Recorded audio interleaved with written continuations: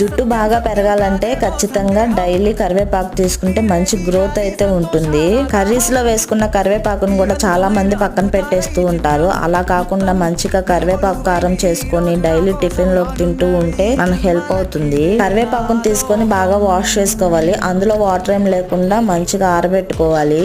ఒక పాన్ లో ఆయిల్ పోసుకొని అందులో 2 టేబుల్ స్పూన్ల వరకు పచ్చిశనగపప్పు, 2 టేబుల్ స్పూన్ల వరకు సాయమినపప్పుని వేసుకొని దోరగా ఫ్రై చేసుకోవాలి లో ఫ్లేమ్ లో. అవి కొంచెం ఫ్రై అయిన తర్వాత 2 టేబుల్ స్పూన్ల వరకు ధనియాలు, 1 టీ స్పూన్ జీలకర్రని కూడా వేసుకొని ఫ్రై చేసుకోవాలి. ఆ తర్వాత ఆరబెట్టుకున్నటువంటి కరివేపాకు, కారానికి తగినట్టుగా ఎండుమిరపకాయలని తీసుకోవాలి. అవి కూడా బాగా ఫ్రై చేసుకోవాలి. అందులో కొంచెం పసుపు, కల్లుప్పును అయితే వేసుకోవాలి. కొంచెం చింతపండు, వెల్లుల్లిపాయలను కూడా తీసుకోవాలి. ఇవన్నీ బాగా ఆరిపోయిన తర్వాత వీటిని మిక్సీ పట్టుకోవాలి. మరి పౌడర్ లా కాకుండా కొంచెం కోర్సుగా గ్రైండ్ చేసుకోవాలి. ఇది కొంచెం ఆరిన తర్వాత 8 డబ్బాలు స్టోర్ చేసుకోవాలి.